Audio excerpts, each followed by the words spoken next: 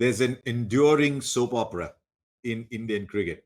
Kohli 14, Kohli 18, Kohli 21. This is season 3, episode 3 on at the moment. But is he doing something wrong? I was just looking up some numbers. He's still standing 50 centimeters outside, which he did in 2018, but he's getting out like he was getting in 2014. What I wanted to check with you, you've been captain and you've borne the pressures of being captain, thinking of 10 others. And can you sometimes almost forget about the 11th? That's yourself, number one.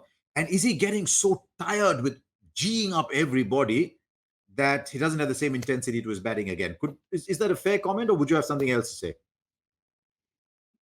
No, I think it's fair. I think the assessment of his technique's fair. I don't see his movements being any different. It's just his mind. I think with Virat, he's such a good player. But if he looks back to when he had his success here, he was so much more patient. And I just wonder, because he's not got the runs, he's desperate to get some runs. So he's trying to play shots too soon. My advice for him would be, look at the clock when you go out. If it's 20 past 11 when you go out to bat, say, I'll be there at half past. And when you get to half past, I'm just going to be there at 22.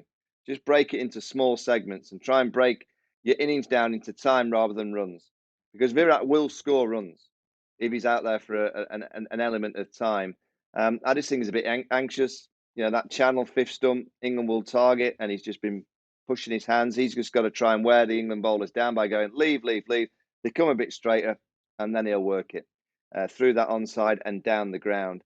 That's all I'm seeing. I don't see anything technically wrong. It's just his mind is just telling him possibly to be a little bit more aggressive because he wants this number.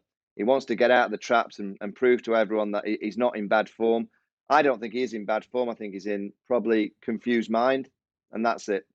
He's in a confused state of mind that he's trying to be a little bit more aggressive too soon, a little bit anxious possibly, and he's probably trying to show England that he's not out of form and he's this powerful kind of, I can come and play in your face cricket.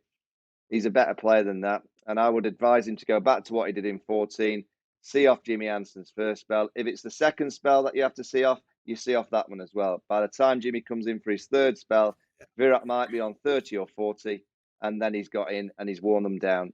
That, for me, is the way to bat in English conditions. Just a little bit too anxious, Harsha. I can't claim to know Virat very well, Michael. I'd love to know him a little better. But sometimes I get the feeling that Virat revels in saying the world's against me and I'll prove you wrong. And I'm not sure he always needs to say that because he's far too good a player to need that kind of motivation. But you see a lot of that in the Indian camp. World's against us. We've got to go and show them.